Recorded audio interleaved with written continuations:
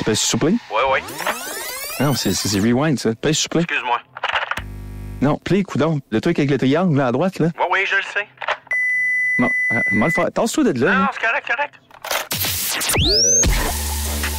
La ligne démêlée. La ligne démêlée. La ligne démêlée. La ligne démêlée. La ligne démêlée. La ligne démêlée. C'est la ligne démêlée, là. La ligne démêlée.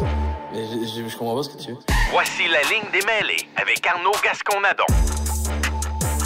Bon lundi à tout le monde. C'est le début du temps des fêtes, officiellement. On vient de le caler. On est, vous pouvez aller voir sur YouTube, on a un beau costume. En fait, c'est ça va faire partie de peut-être quelque chose que je vais devoir faire tantôt pour la boîte. Mais en même temps, on s'est dit, hey, pourquoi pas? Fin novembre, c'est comme début décembre. Début décembre, c'est comme Noël. On est pas loin. En plus, c'était la parade là, sur proche du Square Phillips. Là. Parade. Parade du Père Noël. Là. C'est vrai? Ah, il a passé, okay. là. Il a passé en fin de semaine. OK. C'est vrai? Je te jure. Il est l'auto en tabarouette. Là, ben. Le réchauffement climatique qui fait ça. Il dit, hey, fait 1,5 degrés plus chaud, va venir plus vite. Il a passé par la 40. Il est passé par la 40. Une chance, tabarouette. Ben, la seule place qu'il aurait pu passer à Montréal. Mais le thème Harry Potter, c'est à cause de Draco Malfoy. Oui, exactement. Alors, on arrive à Drago Malfoy. Drago m'a bien fait rire, Pepper, en fin de semaine, parce que j'étais au match, j'étais à Kingston en fin de semaine. Je vais avoir l'occasion d'en parler aussi de ce match-là, mais on a vu Taylor, ou on l'a pas vu, en fait. On l'a vu un peu. Taylor Elgersma. Et c'est ça, en fait, c'est Drago Malfoy, mais 2024. C'est juste lui, puis Pepper me texte, il dit Drago Malfoy se fait brasser. J'étais là, yes! C'est exactement ça, c'est Drago Malfoy. Il y a hey, d'ailleurs, il y a deux choses qui est arrivées en fin de semaine. Nos clips circulent, hein? Oh, ben oui. Alors, justement, Taylor Elgersma a liké notre post qu'on a fait sur lui, je pense. Ouais. On a-tu fait un post sur lui? Ouais, en disant que c'était comme le phénomène. Ouais, qui était bon, mais tu sais, on n'était pas en train de... Non. On n'était pas... de lécher tout au complet. C'est là. ça, c'était pas 2 œufs bacon autour de la maison. Là. Non, c'est ça, c'était tranquille. On disait qu'il était bon, mais on n'était pas en train de dire qu'on voulait finir la soirée avec. Là. Non, c'est ça. Hey, on est pas rendu là. Non, c'est ça. Il a liké ça. Tu sais, c'est qui l'autre tabarouette qui a liké un de mes posts? Là, j'ai eu la chienne en tabarouette. C'est qui? S'il y en a qui se rappellent de Get down, motherfucker! Ah oui, c'est vrai. Colin Mooney, le running back d'Army qui m'a cassé le cou en 2008, m'a rajouté sur Instagram. Là, j'étais là, oh non, sacrément, il va trouver où j'habite. Il va finir la job. Get on the ground! Ouais, get on the ground, motherfucker! Là, j'étais là, non! Fait que là, il m'a dit, hey, j'ai vu un post que t'as fait, un de mes amis m'a envoyé ça. Je me rappelle de toi. Là, j'étais là, bullshit, t'as tué à peu près 100 personnes après moi. Là. Mais, Colin, fait que là, il me rajoute sur Instagram et il tripe sur le show. J'étais là, mais voyons, Ben là, on aime ça, là. Colin Mooney, toi. Hey. Il parle français? Pas en tout. Je comprends rien. J'adore le show. Y a-tu des sous-titres? Il y a des sous-titres quand t'es comme une autre langue, hein, sur Instagram? C'est peut-être ça. Fait qu'il a compris. Peut-être pas compris une partie de l'humour, mais il devait bien voir que j'avais encore le coup croche. C'est ça. Il disait, oui, c'est bien lui. Je me rappelle de lui. Fait que ça, c'est ça pour des petits clips qui se propagent. On veut remercier notre commanditaire officiel, toujours, au podcast, c'est ubet.ca. Tout ce qui est vos paris sportifs, vous pouvez aller sur ubet.ca pour faire tous vos paris sportifs, notamment dans le football, qui est le sport le plus parié dans le monde, je pense. Ça se peut-tu? Ou si c'est pas le soccer? C'est impossible. Mais soccer, il y a plus de volume. Plus de monde un peu partout dans le monde qui parie là-dessus. Exact. Mais je pense que, mettons, les Américains sont plus dédiés. Comme on dit... volume de transactions, mais le NFL, je pense, c'est volume d'argent. C'est plusieurs milliards de dollars par semaine qui se transigent sur les paris sportifs, juste sur la NFL. Donc, on veut remercier ubet.ca. Vous pouvez aller sur ubet.ca pour participer à un quiz. Vous répondez à 3 des 5 bonnes questions sur le ubet.ca et vous tombez dans la cagnotte d'avoir une chance de gagner 100 000 $. Donc, on veut remercier beaucoup Ubet qui commandite non seulement le podcast du lundi, mais aussi le podcast du jeudi. On veut aussi vous dire qu'on est en direct sur YouTube. Donc, vous pouvez aller toujours sur YouTube pour voir nous autres se jaser, notre accoutrement. On est habillés en lutin aujourd'hui, en tout cas en partie. Et vous pouvez aussi aller voir dans 1 heure, je pense que c'est le tournoi officiel de Pickleball de BPM Sport. Donc, vous pourrez suivre ça aussi en YouTube Live. Donc, je vous invite à aller voir tout de suite notre show en YouTube et ensuite rester à l'écoute de YouTube Live pour l'heure qui suit. Ils n'ont pas osé nous confronter, nous autres, hein? Ils ont pas osé. nous rentrer là-dedans. Faudrait pas, hein. On leur a sacré une volée. En plus, t'étais un mauvais joueur de tennis, toi. Moi, j'ai l'équipe Québec en bas de 12 ans. C'est ça, moi aussi, j'étais pas loin. J'aurais sacré de Reims. Puis en plus, l'affaire, c'est que je leur ai sacré le coup de pied dans le front, moi, tout. Ça, c'est sûr. Moi, je fais des cours de tennis quand j'étais petit. Fait. Ben, exact. Tu sais, pas shaké, là. Toi, as-tu déjà joué au tennis? Ben oui, j'étais rendu dans les programmes excellence. J'étais rendu dans les trucs excellence. Okay. Là, check bien ce qu'on va faire, OK? On va commencer à se pratiquer, on leur le dit pas. On leur dit pas. L'année prochaine, on dit on aimerait ça participer, puis on leur sac une balle. On met une grosse claque. Puis on commence le Muay Thai aussi. Juste au cas où ça dégénère, on leur sac Juste au cas où, comme on tasse le filet. Ouais, on tasse le flip, on leur sac un coup de pied dans le front, toute la gang, puis après ça, on gagne. Ouais. On s'auto-proclame gagnant, puis on mange toutes les pickles. Ah, enfin. Deal? On le dit à personne, OK? Oui, vendu. Deal. Hey, tous ceux qui écoutent, dites-leur pas, OK? Ouais, regarde ça, nous autres. Moi, déjà que j'ai un projet, l'année prochaine, j'ai... cette année, dans le football universitaire, j'ai voulu... Parce qu'à un moment donné, d'ailleurs, ça va... Faisons je vais faire ce tremplin-là là-dessus. Mais Philippe Forteza, qui a gagné le joueur le plus utile du match, tout un personnage, ce gars-là, le botteur de l'Université Laval, un gars de Limoilou. Et pour ceux qui ne connaissent pas Limoilou, comme dirait Dave Parent, Limoilou, quand ça commence à puer, c'est là qu'il arrive. Direct quote. Direct quote. Direct. J'ai jamais inventé ça, c'est Dave Parent qui m'a dit ça, le coach en chef. Il dit quand ça commence à puer, c'est là qu'on s'en vient. J'étais comme parfait, t'as-tu autre chose avec ça? Mais Philippe Forteza qui gagne le joueur du match avec 6 placements. À un moment donné, par la saison, il avait comme raté 6 de suite ou 5 de suite. Puis je m'étais dit, mais allez voir si c'est si compliqué que ça, botter. Fait que j'étais allé voir avec mon chum Chris Milo pendant l'année faire un petit segment où j'essayais de faire les 5 bottées qu'il avait ratés, j'essayais de les faire. Avait été 1 en 5. Là, je me disais, c'est pas chic mon affaire. Fait que là, ça aussi, c'est un autre de mes projets. Je vais me pratiquer derrière un peu les coulisses. Ah oui, hein? L'année prochaine, je vais faire, oui, avec un pont, on va toutes les pogner. Puis après, on t'amène à College Game Day. On va être juste par hasard dans le crowd. Ouais, on finance notre podcast avec Pat McAfee. Ah. Combien? Il y en a-tu un qui l'a eu cette année? Ah, il y en a comme 2-3, je pense que c'est 50 000. Lui, il rajoute une pièce en plus? Je pense qu'il rajoute de l'argent, lui, non? Ça se peut. Ça se peut, hein?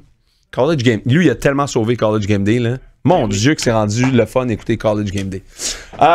Fait qu'on vous remercie d'être à l'antenne du podcast. On va commencer tout de suite. Avant d'aller à la pause, je vais faire un segment sur ma fin de semaine. Donc, vendredi, commençons par l'année. J'ai eu du fun en tabarouette à couvrir. On recule un peu en arrière. Non, mais je veux juste dire, j'ai eu du fun en tabarouette à couvrir le football universitaire. On peut-tu dire ça de même? C'était ta première officielle, là, justement, à couvrir de A à Z sur les lignes de côté tous les matchs à TVA Sport. J'ai eu bien du fun. Puis ça a été encore plus le fun parce qu'on a pu tout le temps avoir notre plateforme ici pour en reparler. Puis ça, je pense que ça m'a beaucoup... j'ai beaucoup aimé ça. J'ai adoré voir des gars comme Jonathan Sénécal jouer, Arnaud Desjardins jouer, beaucoup de talent au poste de corps, Éloi Latendresse-Régimbal, Taylor Elgersma, ça a vraiment été le fun de couvrir ça. Ça m'a permis de retourner à Québec, voir des matchs que j'avais pas eu l'occasion de retourner à Québec depuis 2012 ou à peu près. Au Sepsum aussi, même si j'haïssais ce stade-là quand je jouais, ben qu'est-ce que tu veux, là, à un moment donné, t'es plus vieux, je m'en fous un peu. Fait que j'ai pu visiter des stades, revoir des amis à moi qui coachaient, ça a été vraiment extraordinaire. Une belle année. Puis, j'aimerais ça faire une parenthèse par rapport à ce qu'on a vécu ici en parlant de ça. Je pense qu'on est la première plateforme qui ont été autant critiques de certaines performances au niveau universitaire. Ouais. Puis la raison pour laquelle je l'ai fait, puis c'est... Bon, je me suis un peu accroché avec... notamment, il y a eu comme les Carabins qui n'ont pas trop aimé des affaires que j'ai dit sur Jonathan Sénécal. Il y a quelques années, il y avait l'Université Laval qui n'avait pas trop aimé des affaires que j'avais dit sur l'Université Laval parce que l'Université Laval mettait un genou à terre à toutes les fois qu'il y avait un revirement, puis je trouvais que c'était anti-sportif. Je me disais, c'est pas l'université que j'ai aimé, c'est pas l'université. Tu sais, c'était pas à l'image que je pensais que le programme était. Puis Laval, ça a toujours été tough love. Fait qu'il n'y a aucune tabarouette de raison que je le dis pas. Mais il y en a qui se sont abstenus. Puis tu sais, comme par exemple, moi, quand je me suis présenté pour faire les matchs cette année, je disais, je vais donner une prédiction. Je dis, faites-vous des prédictions avant les games? Il dit, non, on fait pas ça. C'est pourquoi on peut froisser personne. Là, je dis, hey, tabarouette. J'ai dit, on n'est pas là pour froisser le monde. On est là pour donner un show aux téléspectateurs. Ouais. On est là pour créer de l'émotion chez les gens, parler de football. Tu sais, je veux dire, le sport, c'est de l'émotion. Donc, si tu crées pas d'émotion, puis tu sais, je veux dire, si tu mets pas d'épices dans ton plat, ça va rien goûter. Tu n'écriras pas ça dans ton journal. Fait que, je veux juste que tout le monde comprenne, puis ça a été, pour moi, en tout cas, c'était bien clair dans ma tête, mais je pense que je voulais prendre le temps d'en parler là, peut-être avant d'aller dans les détails du match, de donner une plateforme à ces jeunes-là. Je pense que c'est la plus belle chose qu'on peut faire. Parce qu'ils le méritent, parce qu'ils travaillent fort, ils s'entraînent, ils sont bons, Puis, on veut remonter le niveau de jeu le plus possible ici. En étant le plus fade possible, je pense qu'on ne participe pas à l'effort de remonter le niveau de jeu. Je pense qu'au contraire, quand tu regardes un peu ce que nos Américains voisins font, ils sont très critiques des joueurs, même au secondaire, jusqu'à l'université, jusque dans les pros. Et puis, le sport est tellement rendu relevé ici que pour moi, ça a toujours été par respect pour les jeunes, par respect pour les amateurs de football. Je vais leur donner toujours le plus possible ma version des faits en étant autant critique des joueurs que en donnant de l'amour au bon moment. Parce que, en bout de ligne, c'est l'auditeur, c'est le téléspectateur qui, à mon sens, sort gagnant de ça. Fait que je baisserai pas d'une coche l'année prochaine, ça recommence. Ça risque d'augmenter. Ben oui. Fait que on a eu bien du fun et félicitations à toutes les équipes de démontrer autant de talent puis de rehausser le niveau du football au Québec. Puis je vous garantis que la plateforme que j'ai en ce moment à la ligne des mêlées, celle que j'ai à TVA Sport pour faire les games et d'autres qui s'en viennent, je vous le dis, moi être dans vos shorts. Pas avec consentement, là, ou peut-être pas, mais je vais être dans vos shorts à rehausser. Je vais continuer à travailler pour faire en sorte que les jeunes puissent se développer au maximum. Ouais. C'est que c'est ça, en gros, c'est juste pour les joueurs que je fais ça, puis les téléspectateurs. Fait que voilà. Fait que on va faire une petite pause tout de suite. En revenant, je vous parle de ma fin de semaine à Kingston, de la Coupe Vanier, mon analyse de la Coupe Vanier. Après ça, on va faire une autre petite pause, puis on va résumer la fin de semaine de football de la NFL. Fait que manquez pas ça. Vous êtes au seul podcast, seul show de football en direct les lundis. Vous êtes à la ligne des mêlées. On revient dans 2 minutes. Je comprends pas ce que tu veux. Voici la ligne des mêlées avec Arnaud Gascon-Nadon. OK, ma fin de semaine à Kingston. Premièrement, on va commencer bien straight de même, là. Estomaqué que Kingston, c'est à 2h30 de Montréal. Tu pensais que c'était loin? Ben écoute, c'est pas loin pas tout, là. 2h30 de Montréal. T'es à Queens, une belle ville universitaire. Seulement 2h30? Ouais, oui. 2h30. La petite me regarde avec des petits yeux coquins. Parce que la petite rue Princess était 40. J'ai même pas eu le temps de lire les rues. Je l'ai fait la semaine passée, il me semble que c'était plus que 2h. Où t'es allé? Ah, Buffalo. Ouais, c'est parce qu'on est revenu par un mauvais côté. Okay. Un mauvais chemin, disons. T'es revenu en bateau? Non, on est revenu par Niagara, Toronto, tout ça. Non, là, c'est comme... Ouais, non, là, j'ai pas traversé... non, tu restes sur l'autre bord de la frontière, là, sur la bord canadienne. À un moment donné, il faut que tu croises pour aller à Buffalo, là. Ouais, mais pour l'aller, on l'a mieux fait que pour le retour. Le retour. Mais c'est vraiment pas très loin. Si j'étais eux, je recruterais bien plus au Québec que ça, honnêtement. J'étais un peu sur ses fesses qu'il y en a. C'est pas loin. C'est vraiment pas loin. C'est une super belle ville universitaire. Ouais. Quand je regarde, honnêtement, là, Québec, la Grande Allée, c'est pas du tout ce que c'était en 2012. Il n'y a pas un chat maintenant sur la Grande Allée. Non. Montréal, ça sort plus comme ça, ça sort plus comme ça sortait dans le temps. Là. Montréal? Quand t'es jeune. C'est juste parce que t'es vieux. Ouais, c'est ça. T'as besoin de venir triper un peu. Là. Ah, ouais, mais arrête Arnaud, là. Il finit dans des after hours, des 4,5 sur le plateau. C'est pas un bar, ça, Pepper. Hein? Non, c'est le salon à quelqu'un. Non, mais le salon, il est ouvert au moins. Non, mais les restos, à Montréal, les restos ferment, les bars ferment. C'est pas le nightlife que c'était à l'époque, là, Montréal. Dans le temps de la Saint-Laurent où t'avais le Globe, le Buena Noté, le ci, le ça, c'est pas ça, là. Ouais, mais c'est parce que maintenant, sur Saint-Laurent, ce que vous voulez, là. Il rendu plein, en tout cas. Parle-moi pas. Non, mais à mon avis, je trouve que j'ai beaucoup apprécié la ville universitaire que c'était parce qu'il y avait du monde partout. On est allé partout, puis les jeunes étaient là, ils sortaient. C'était très jeune, ça me faisait penser à Québec dans le temps. Fait que j'ai beaucoup apprécié ça. Chose que j'ai... honnêtement, désolé, là, mais ils ont Arienne, là. Sans savoir dans quel sens, ça. Ah non, mais virgule. Ils me reviennent pas par tout. Je veux dire, c'est pas à cause du volume, là. Mais il y a quelque chose qui marche pas là-dedans, là. Je sais pas si c'est l'accoutrement. J'étais là, je regardais, là. Je me sentais comme Christophe Colomb quand il est arrivé ici. Il a dit ça y est, Christophe Colomb. Non, mais il a dit ça marche pas partout, ça. Ça marche pas. Ça se tient pas. Non, ça se tient. Il y a quelque chose qui marche pas. J'y regardais, puis j'avais l'impression de faire face à un problème de mathématiques que je comprenais pas. J'étais là, j'ai l'impression que la réponse est à côté, mais je comprends pas où ça se passe. Écoute, c'est pas le volume qui manquait, là. Non. Il y a vraiment quelque chose dans l'équation qui fonctionnait pas. C'est la qualité. Je comprenais rien. Je l'ai mentionné plein de fois pendant la soirée. J'étais là, il y a quelque chose qui marche pas ici. Je sais pas c'est quoi. Mais ça marche pas à mon goût, en tout cas. Tu me fais penser à Charles Barkley avec les femmes de San Antonio. Ouais, là. c'est pas loin. C'est pas loin. Ouais. C'est pas loin. Mais pour vrai, il a raison, parce que je comprends exactement ce qu'il veut dire sur les femmes de San Antonio. Mais là, il y avait, premièrement, c'était une ville où toutes les filles avaient, comme on dirait, genre 18-19 ans, là, me sentais vieux en tabarouette. C'est sûr, c'est universitaire, mais tu sais... Très jeune. Là-bas, c'est encore plus jeune qu'ici. Hey, on sort au bar, OK? Ben, c'est un bar, c'est pas un bar, ça s'appelle Grizzly Grill. Ouais. OK? On va parler de football un moment donné dans ce podcast. J'ai passé devant. Ah, Pepper, il connaît Ben tout. oui. Avec l'ours, là? Ben oui. OK. Hey. Là, on rentre au Grizzly Grill. Là, c'est comme un resto, right? C'est comme un restaurant avec des ours un peu partout, puis un foyer, puis etc. Là, il y a des tables de billard, c'est plein. Mais là, le monde, les gars, comme les filles, sont habillés comme s'ils sortent dans le plus gros bar de la ville. Là. Mais c'est un bar de billard. Puis là, à un moment donné, les filles sont en petite jupe, les gars sont habillés là, là, comme nickel, là. Mais ils sont juste dans un bar de billard. Là. Je veux dire, rien à leur enlever, mais moi, j'allais au bar de billard en coton watté. Là. Ouais. Puis, à un moment donné, je croise une table, ils jouent aux cartes. Je dis, qu'est-ce que vous faites, tabarouette? Moi, j'étais offusqué. J'étais là, pourquoi il n'y a pas de Jameson sur la table? Pourquoi il n'y a pas de bouteille qui... Yeah, ouais, bouteille, tu sais, champagne, quelque chose, là, tu sais, comme on connaissait, nous autres. Je comprends rien. Fait que... J'ai commencé en disant que c'est... Écoute, ça mériterait d'être approfondi. C'est ça que je dirais. Ça mériterait d'être approfondi, j'ai pas eu le temps. J'ai pas envie vraiment d'approfondir ça tant que ça. Mais bon, fait que ça va être ça. Pour ce qui est du match, ben... Disons-le comme ça, je suis resté sur ma faim. Parce que j'aurais aimé ça voir... La fille. Non, ça c'est... Il y en avait comme trop, justement, pour le rapport qualité-prix.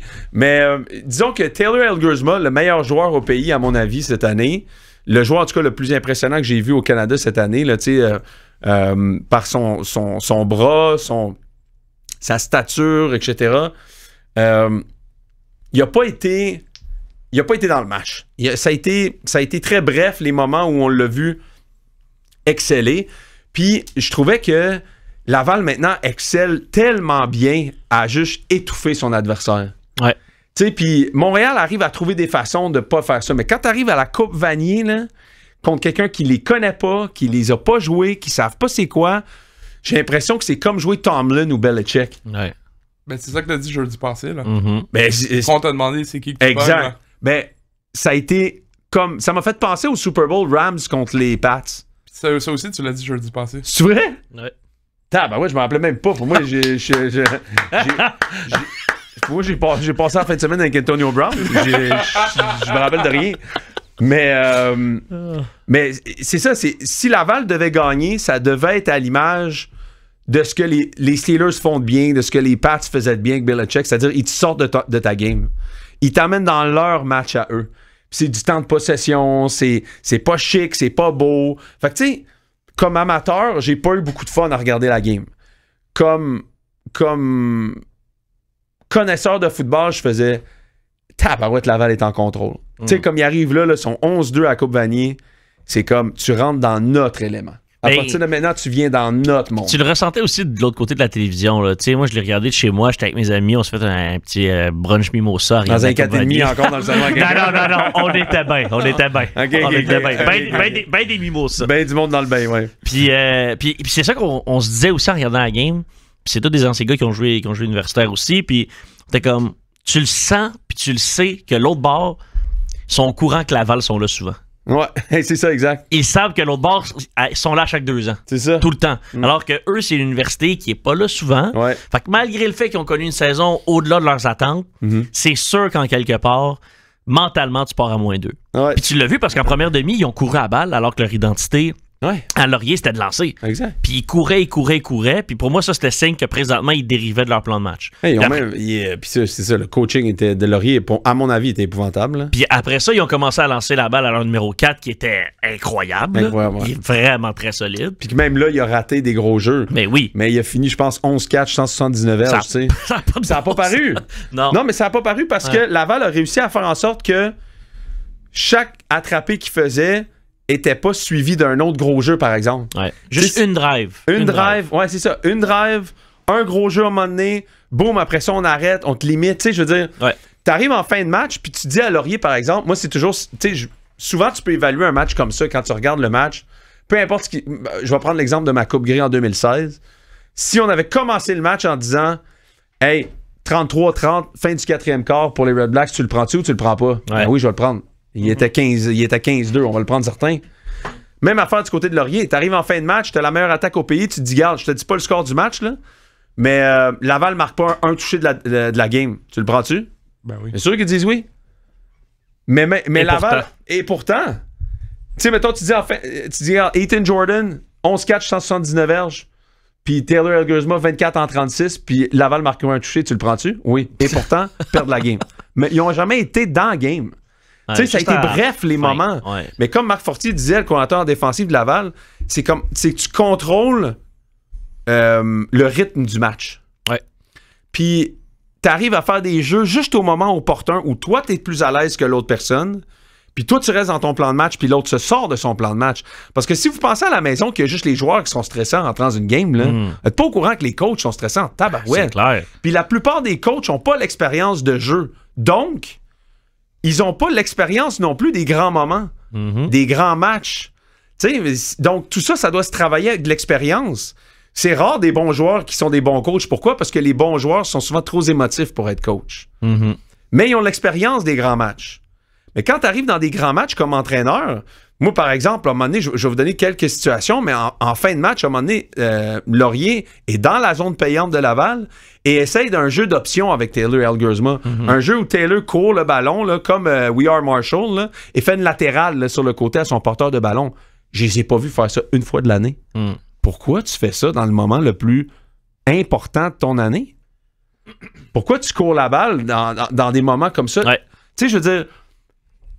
Donc, le coaching rentre là-dedans aussi. Et Laval, à quelques occasions, puis c'était une entrevue très intéressante de Marc Fortier que j'ai lu après, qu'il faut que j'aille récupérer mon tabarouette de manteau de fourrure d'abord, mais il me l'a pris des mains.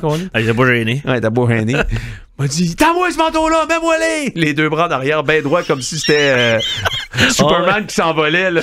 Il était prêt. Là. Tabarouette, mais moi ça un peu plus souple, Colin. Je vais avoir l'air d'un piment, je suis pas capable de mettre le manteau. Mais Marc, il disait, tu sais, il dit, on a juste contenu au bon moment les gros jeux. Puis on a réussi à revenir tout le temps avec un jeu qui leur cassait les reins un peu. Puis Laurier aurait pu juste dire fuck it, on continue avec notre plan. Mais tu joues dans la tête du coach aussi de l'autre bord. Que, par exemple, quand Taylor Elgersma s'est fait frapper solide en début de match par le numéro 21 de Laval. Les deux premiers jeux, là. Pow, pow. Ah ouais, exact. Juste ça. Ça affecte pas juste Taylor Elgersma. Ça affecte le coach aussi. Ouais. Qui voit son meilleur joueur se faire frapper. Est-ce que lui veut mettre son corps dans des situations comme celle-là? Non. Est-ce qu'il va changer son jeu? Ou est-ce que tu rentres sur le banc, tu fais un ajustement, puis tu gardes, c'est ça le plan, puis on ride or die avec ça, tu sais.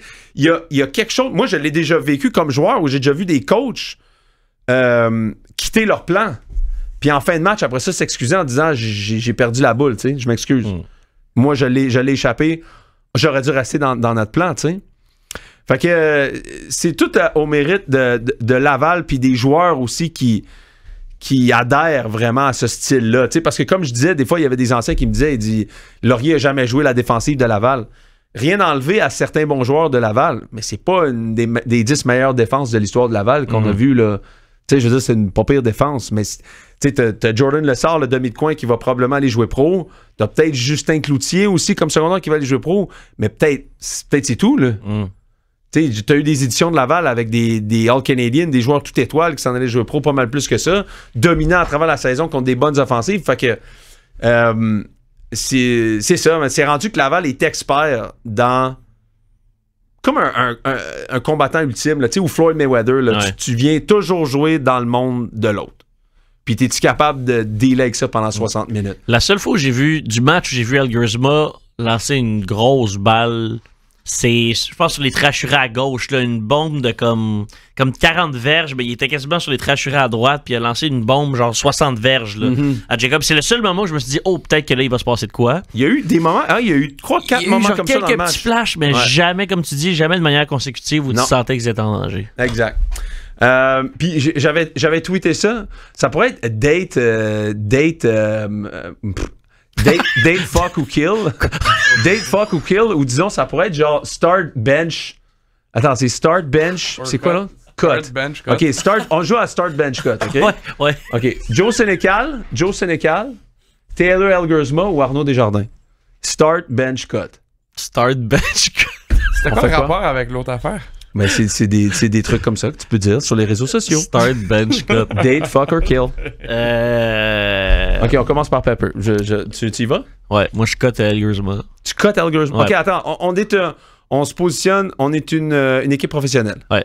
On est une équipe professionnelle. Ouais, moi je cut Elgersma. Ok. À cause de son attitude. Ok. Je trouve aussi en tout cas, c'est peut-être juste moi de ce que je voyais à la télévision, mais je trouvais qu'il était très hors contrôle de ses émotions. Ouais. Puis que ça peut facilement se dégager sur tout son entourage. Puis à voir à quel point leurs émotions étaient vraiment éparpillées dans tous les sens pendant cette rencontre-là. Autant que ça part des coachs que ça part aussi de tes leaders. Je sais pas à quel point ça part de là nécessairement juste des entraîneurs qui l'ont mal dirigé puis qui l'ont empêché de maximiser son leadership. Mais de ce que j'ai vu, moi, je le cut. OK. Puis entre les deux autres... Start ou bench, Arnaud ou Joe? Je pense que je start Joe puis je bench Arnaud. OK. Valable. Toi? Moi, ça va pas mal dans ce sens-là. Là. Même chose? Ouais, parce que j'ai pas vu... Elgersma? J'ai vu la game en fin de semaine. Ah ouais, pas assez de jus. Parce que je me dis, si je mets Joe avec Laval... Je pense qu'il est capable d'encore mieux performer. Ouais, il aurait gagné sûrement 2 ou 3 Coupes Vanier. Alors que si tu mets Desjardins avec Montréal, je suis pas sûr qu'il aurait été capable de mener son équipe de la même façon. Moi, j'ai apporté 2 nuances. Je vais peut-être... je sais pas, je le dis là j'ai envie de t'éclater. Je vais dire, si je suis une équipe professionnelle, start Elgersma. Ah ouais, hein? Bench Joe, cut Arnaud. Mais si je suis une équipe pour gagner la Coupe Vanier l'année prochaine, start Arnaud. Ouais. Bench Joe, cut Taylor Elgersma. Ouais. C'est bizarre, hein? Ouais. Ok, fait que tu restes c'est peut-être ça. Pas convaincu, mais entre les trois, celui que tu vois le plus de potentiel pro, puis le meilleur talent, c'est encore... Ta réponse n'a pas changé. Là. Non. Quand tu regardes, mettons, Toronto, les Argos, Chad Kelly... Oh ouais. Mais le pire humain au monde, puis je veux dire, il gagne. Là. Tu sais, quand t'arrives d'impro, tu gères ces comportements-là, mais tu vas... Tu veux ça plus qu'un gars qui est pas capable de lancer la boule. Là. Sur YouTube, les gens ont vraiment adoré le dernier. Lequel? Ils auraient aimé où on est parti là, avec Date et Dragons. Ouais, Date. Y en a-tu? Ah, OK. On s'en va à la pause. Pendant la pause, écrivez-nous, vous autres sur la messagerie, on veut savoir entre Joe, Arnaud et Taylor, date, kill or fuck. Ouais, puis même principe avec les deux... Pas basé sur le talent, juste leur look. Là. Même principe avec les deux frères Arba aussi, parce que c'est le Monday Night à soir. Oh. Avec les frères Arba, puis un autre coach. Ben là, attends, là. Fait que là, tu vas en dater un, puis le père. Et le père. Et voilà. Et le père Arba. Who's got it better than us? Nobody! Vous êtes en ligne des mêlées, on vient dans 2 minutes. La ligne des mêlées. La ligne des mêlées. La ligne des mêlées. La ligne des mêlées. Voici la ligne des mêlées avec Arnaud Gascon-Nadon. Dans l'antenne de la ligne des mêlées, on veut remercier toujours notre commanditaire ubet.ca pour être notre commanditaire officiel du podcast, le seul podcast de football en direct à la radio. Les lundis soirs, on a bien pris le temps de résumer la Coupe Vanier. D'ailleurs, je veux juste remercier tout le monde qui a écouté. Hein. Il y a eu presque 500 000 à un moment donné de monde qui ont écouté la Coupe Vanier au Québec en fin de semaine. Ce fut un réel plaisir de couvrir cette année dans le football universitaire toutes les équipes. Ça a été vraiment un réel plaisir. Fait de belles rencontres. Puis mention spéciale aussi, je l'ai fait tantôt dans le show du retour, mais travailler avec Denis Casavant, puis Charles-Antoine Sinot notamment, et Justine Saint-Martin et toute l'équipe, ça a été extraordinaire. Beaucoup appris. C'était une des grandes raisons pour lesquelles j'ai accepté d'avoir la chance de travailler avec cette gang-là. Et Denis et Charles-Antoine, c'est 2 tabarouettes de gars solides dans ce qu'ils font. Fait que ça a été vraiment super cool. Parlons de... OK, on parle de la fin de semaine de football dans le dernier segment du show. On va revenir sur la fin de semaine de football. Bon. Plusieurs surprises, là, par exemple, les Titans qui battent les Texans pour être officiellement la vraie équipe du Texas, comme ils disaient. Hey, Houston. Mais Houston déçoivent. J'ai mon voyage. Je pense qu'ils sont 2-4 à leurs 6 derniers matchs. Clairement, m'ont fait rater mon petit Josette de toute l'année. En fait, là, DeMeco Ryan ne sera pas le coach de l'année, ça, je vous le garantis. CJ Stroud aussi déçoit de semaine en semaine. Je pense que c'est une deuxième année. Ça existe, hein? C'est une deuxième année pour bien des corps. Puis on peut tomber en amour souvent avec des corps trop rapidement. Et on peut aussi détester des corps aussi trop rapidement. Mais je pense que c'est peut-être une bonne affaire à long terme pour les Texans, ce qui se passe cette année, parce que je pense que, par exemple, ça va rééquilibrer un peu leur équipe de DeMeco Ryan. CJ Stroud et aussi Bobby Slowick, le coordinateur à l'attaque. Je pense pas que Bobby Slowick va avoir une coach d'entraîneur-chef l'année prochaine. Je pense pas qu'il y a eu l'année assez bonne pour avoir une entrevue comme coach en chef l'année prochaine. Donc, qu'est-ce que tu veux? D'une certaine façon, ça amène un peu de stabilité. Tu sais, fait que t'as peut-être pas l'année que tu voulais, mais t'amènes peut-être une stabilité pour l'année 3 de CJ Stroud pour bâtir quelque chose sur cette équipe-là. Moi, je crois encore beaucoup à Demico. Je crois aussi beaucoup à cette division-là, dans le sens tout le monde peut la gagner. Là, je veux dire, c'est pas si compliqué que ça, gagner cette division-là. Les Texans l'ont fait bien des fois avant avec DeAndre Hopkins puis Bill O'Brien en étant à quoi 9-7, là, 8-8-1, là, genre. Fait que les Texans, je pense que je pense pas que ce match-là veut dire grand-chose. Et cette saison-là non plus. Je pense qu'ils ont quand même une bonne équipe, mais il faut que CJ Stroud apprenne de cette année-là, je pense. Ça sera juste pas l'année qu'on croyait des Texans, mais je crois que CJ Stroud doit apprendre absolument de cette année-là. Encore dans la même division, alors? Justement, les Colts qui se sont inclinés 24 à 6. Ouais. Les Colts et les Lions qui étaient dans les deux meilleures équipes contre la marge de victoire depuis le début de l'année, right, Parley? Ouais. Les deux étaient dans le top 5, là, si je m'abuse, ou dans le top 3. Je pense que les deux étaient à peu près comme 7-3 ou 8-2. Là. Même les Lions étaient comme la numéro 1, puis je pense que les Colts étaient numéro 2 ou 3. Moi, j'avais pris les Colts pour...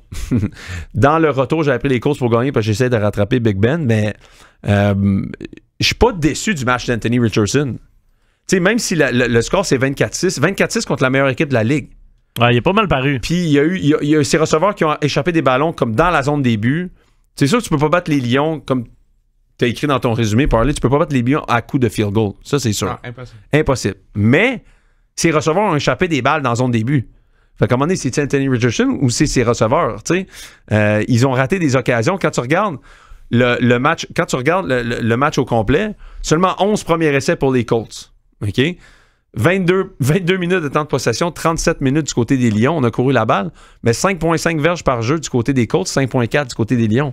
Fait qu'on est capable de créer des verges du côté des Colts. On n'a pas été capable de courir le ballon, comme on l'aurait voulu. Puis de finir. Tu sais, sur les deux premières drives, avoir un field goal à la ligne de 10 puis un autre à la ligne de 12 là, contre les Lions. Là. Exact. Tu sais, tu l'as fait tout le terrain puis c'est la dernière partie que tu peux pas le faire. Puis d'une autre façon, les grandes équipes se séparent toujours dans la zone payante puis sur troisième essai. Dans la zone payante, les Colts n'ont pas réussi à concrétiser. Puis troisième essai, les Colts ont été 3 en 12 puis les Lions 9 en 15. Fait que tu vois ça, c'est là où souvent les matchs se jouent.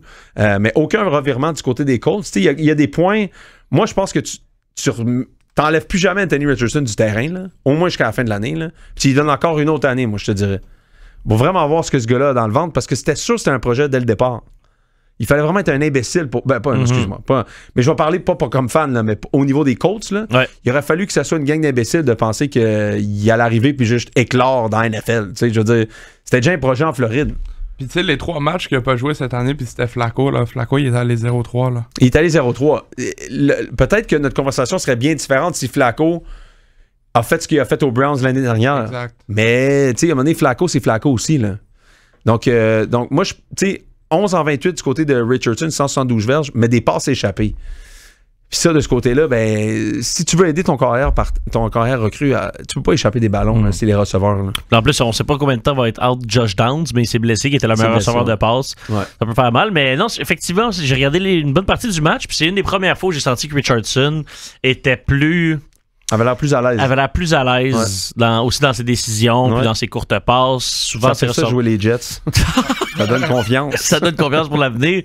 Puis, on ne parle pas sur les Jets parce qu'Aaron Rodgers, là. Non, on n'en parle pas. Okay. Ouais, mais là, depuis que Montgomery puis Gibbs sont là, les Lions sont rendus 10-0 contre les deux. Ils marquent un touché dans le même match.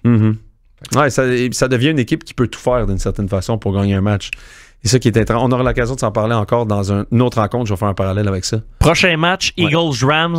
Pas le choix d'en parler tout de suite, étant donné que, bon, non seulement il y a une performance historique de Saquon Barkley, mais force est d'admettre que là, les Eagles deviennent de plus en plus sérieux, dans le NFC. Là. Moi, je vais vous dire quelque chose. J'ai pas un grand topo à faire sur le fait que les Giants ont laissé partir Saquon Barkley. Je m'en sac pas mal.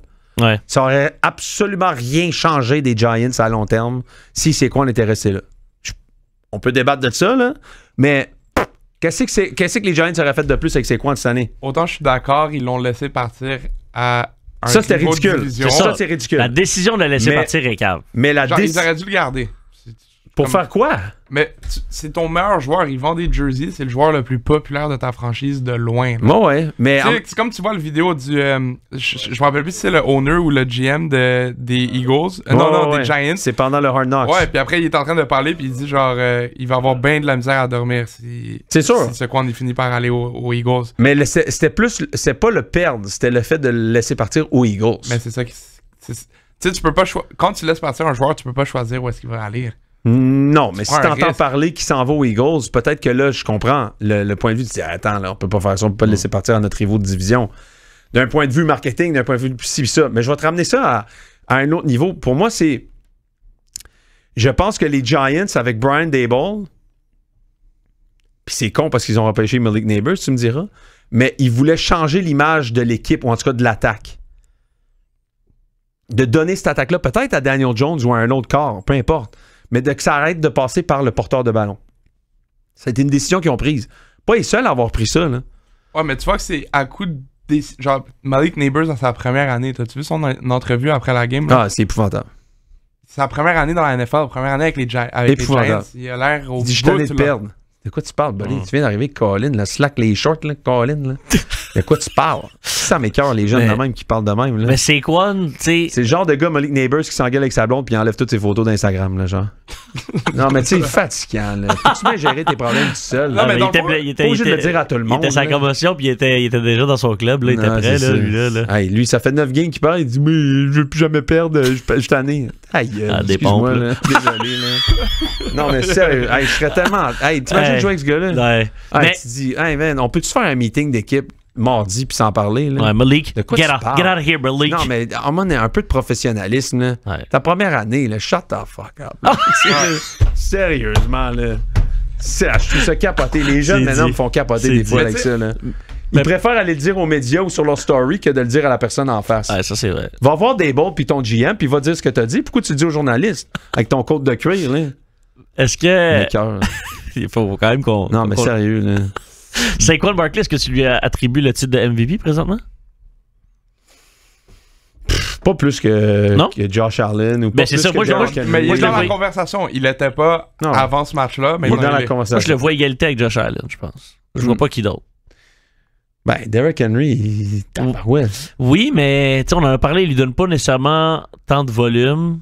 En tout cas, oui, ses statistiques sont quand même incroyables. Ouais. Mais est-ce qu'après ça, les Ravens... C'est vrai que depuis le début de l'année, par exemple, tout passe à Philippe par Saquon. À 100%, là. C'est vrai quand même que c'est assez phénoménal. C'est lui qui fait tout, là. Ouais. Après tout le succès des running backs qui ont changé d'adresse pendant l'été, est-ce que tu penses qu'il va y avoir une nouvelle vague de mieux respecter ton running back? Juste en nommer quelques-uns, là. Ouais. Henry, Barkley, Mixon, Jacobs, Pollard, Swift, McCaffrey, mais lui, ça date, c'était pas ce off-season. T'as absolument raison. Aaron Jones, Josh Jacobs, Austin Eckler. C'est fou, hein? Tous les running backs qui ont changé de place, ils ont plus de succès quasiment que l'année passée. Puis ils aident leur équipe, pour vrai.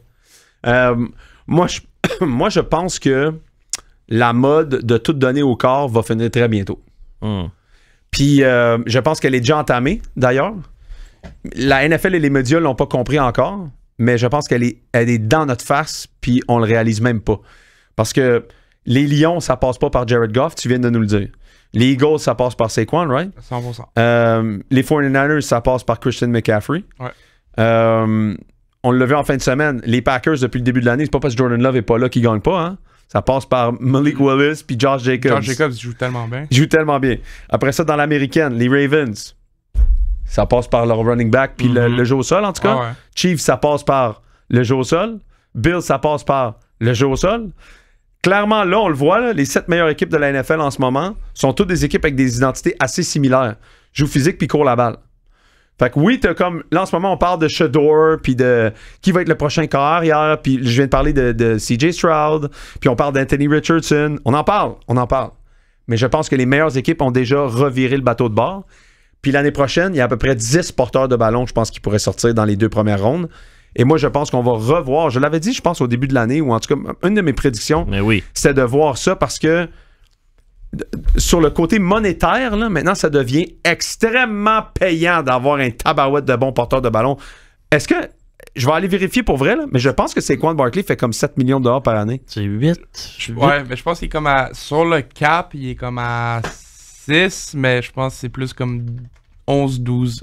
Bon. Non officiellement. Mais c'est pas beaucoup, C'est ça. structuré sur des... Genre... Mais c'est une pas année, il beaucoup. fait plus. L'autre. Mais non, celui qui fait le plus, c'est McCaffrey. Il est à 18 millions. Cap hit de 3,8 millions. Non, mais ça, c'est pas son... Ça doit être... Deep cap value, 24,5.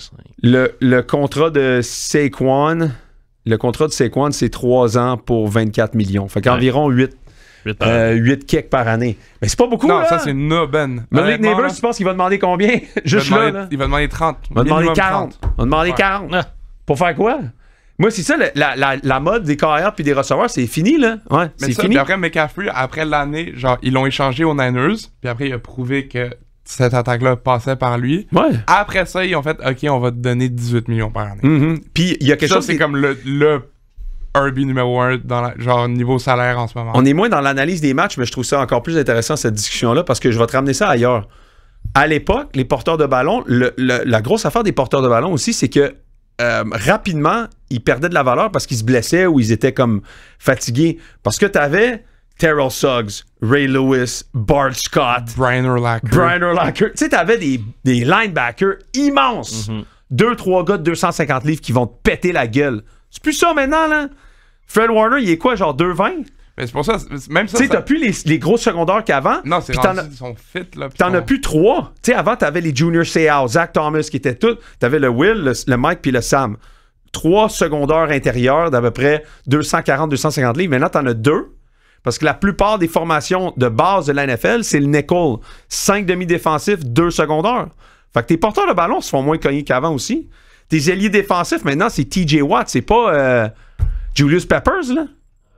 C'est complètement différent, là. Non, il y a du Julius Pepper, Clay Matthews, puis... Ben, Clay Matthews, la c'était gang. déjà un peu l'hybride, mais quand tu penses à... Tu sais, Julius Peppers, c'était 290 livres. Ouais. C'est pas la même affaire, là. TJ Watt, là, il est 245 livres, là, genre 250. Tu sais, c'est pas le même type de corps. Fait que c'est sûr que ça doit même gagner les porteurs de ballon. Puis en plus, tu leur lances la balle dans l'espace, souvent, ils vont être contre des demi-défensifs, tu sais. Fait que t'as moins comme l'aspect très physique de cette game-là. Moi, puis ça devient un format économique où je pense que les 2 positions en ce moment dans la NFL qui sont les plus sous-évaluées en termes monétaires puis de production, c'est ailier rapproché puis porteur de ballon. Ouais. OK, on s'en va à la pause, on revient, on va faire un petit blitz, mais j'ai beaucoup aimé cette conversation-là. Et on va aller voir peut-être les commentaires, voir qui vous avez fuck, kill or OK, Ligue de mêlée, on revient dans 2 minutes. Ciao. Je comprends pas ce que tu veux. Voici la ligne des mêlées avec Arnaud Gasconadon. Vous êtes de retour à la ligne des mêlées. Brièvement, il nous reste à peu près 5 minutes pour couvrir la fin. On va parler brièvement de la performance de Caleb Williams. Les Bears qui perdent de façon... en tout cas, moi, j'ai été... Honnêtement, Caleb Williams, c'est le choix numéro 1 au repêchage. Pour vrai, il est encore excellent. Là. Ouais. Il commence à prendre du galon en tabarouette. Le match qu'on l'a vu faire contre Brian Flores, là... Donnez-y un coordinateur à l'attaque, ce gars-là. Là. Matt Eberflus, c'est 5 et 18 en carrière dans des matchs par moins de 1 possession. Mais Caleb Williams a du talent à revendre en temps. Il y en a qui n'ont pas vu ça. Il est excellent. D'un autre côté, ça va me faire un petit parallèle pour les matchs de 1 possession. Les spécialistes, c'est les Chiefs. Chiefs qui battent les Panthers. La cote était à plus 11. On l'avait dit jeudi. Tu l'as dit, moi, je t'ai pas écouté. C'était un Pros versus Joes cette fin de semaine. Ouais. Toutes les cotes étaient tough à avaler, mais on les a pas mal totues. Là. Ouais, mais là, 8 de leurs 10 victoires cette année, c'est par une possession. Pat Mahomes est le pire corps arrière, je pense, de toutes les statistiques avancées récentes dans des matchs qui sont plus de 10 points. Il n'est pas capable de couvrir un tabarouette de match de plus de 10 points. Mais rendons à César ce qui appartient à César. Bryce Young a Oui. 2 très bonnes semaines. Oui. Pour vrai, là. Le retour Et de son Bryce meilleur- is right. Et son meilleur match à vie, c'est celui qu'on vient de voir contre les Chiefs. Ça, qui est en plus, pas- les Chiefs ont une bonne défense. Il a été Excellente capable défense. de la rouler puis faire des drives. On dirait que le fait qu'il est 5 et 2 n'a absolument pas paru. The Bryce is right. The price is right.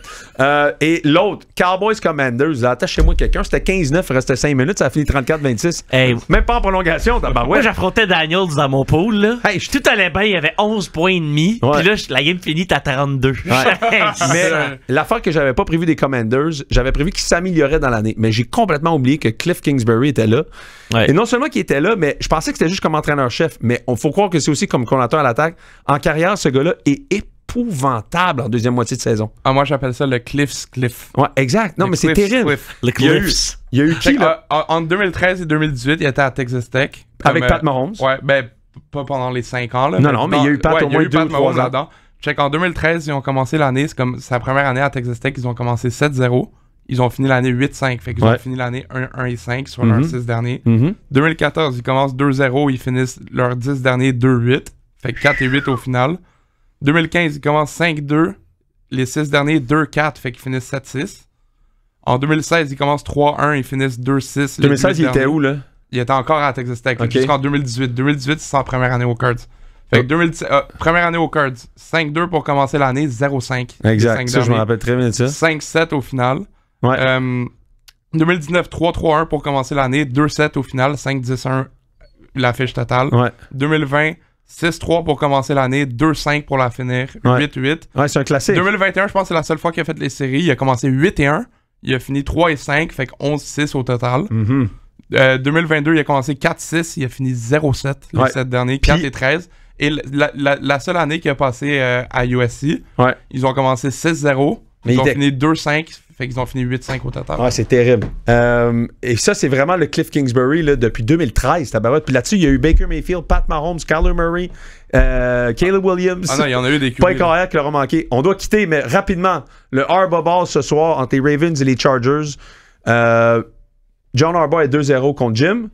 Et Lamar Jackson, quand il est favori par moins de 3 points ce soir, 2,5, 29, 6 et 1 contre le spread. Et 6-0 contre le spread en revenant d'une défaite. Donc, je prends les Ravens ce soir pour gagner la game. Let's go, boys! On se revoit jeudi, tout le monde. Merci d'avoir été à la ligne des mêlées. Bon football à tout le monde. On se reparle jeudi pour le podcast de la ligne des mêlées. Ciao! Je comprends pas ce que tu veux. Voici la ligne des mêlées avec Arnaud Gascon-Nadon.